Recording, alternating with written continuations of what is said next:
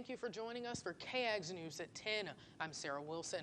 Gonzalo Lopez, the inmate from Gatesville who escaped a transport bus in Leon County 5 days ago, at this hour remains on the run.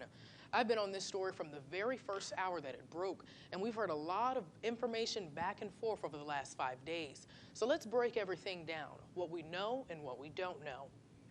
Let's take you back to day one, Thursday, May 12th. The Leon County Sheriff's Office reported at 2:30 that afternoon an inmate had escaped after stealing a transport bus, crashing it 2 miles outside of Centerville, and then running from the area. About an hour later, the Texas Department of Corrections identified the escaped inmate as 46-year-old Gonzalo Lopez.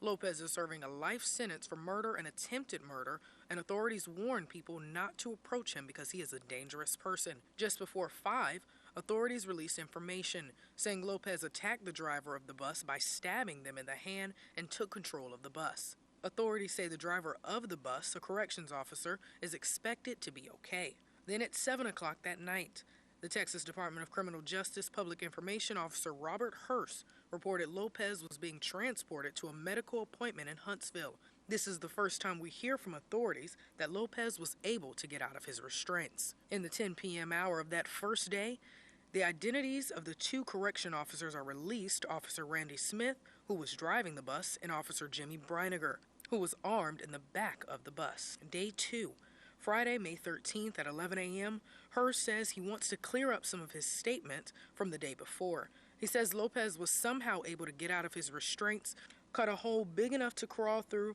to get to the driver, Officer Randy Smith. Smith then pulls the bus over and he and Lopez fight, the fight spilling outside the bus. Breiniger then exits out of the back of the bus, shoots the back tires out of the bus. Then Hurst says Lopez got a hold of Smith's gun but was not able to get it out of the holster. Lopez then jumped on the back of the bus, drove it about a mile away, crashed it, and then took off across a pasture, Hurst says. Breiniger and Smith both shot at Lopez as he ran. By 10 p.m. on day 2, the reward for Lopez had been raised to over $22,000.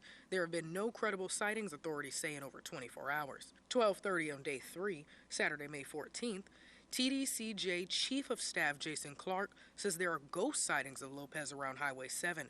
However, those cannot be confirmed. Clark does confirm that Lopez has ties to gangs in Texas and in Mexico. Clark says authorities believe Lopez planned his escape and are investigating if he had help. By 5:30 on the third day, the reward was raised to $50,000. More than 300 law enforcement teams are searching a triangle between Marquez, Buffalo, and Centerville. Day 5, Monday, May 16th. While people are sending tips to Crime Stoppers, Hurst says they have not gotten any solid leads. Lopez was last seen 2 hours after his initial escape, the only sighting that has been verified. It's at this point that Hurst says this is a waiting game.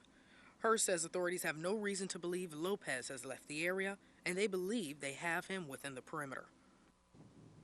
Now, here are the things we still do not know. 1, how did Lopez get out of his restraints? 2, how was he able to cut a hole through the gate on the bus and get to the driver without being seen? And 3, did he plan to do this in this location in Leon County? If you know where Lopez is, authorities say to call 911.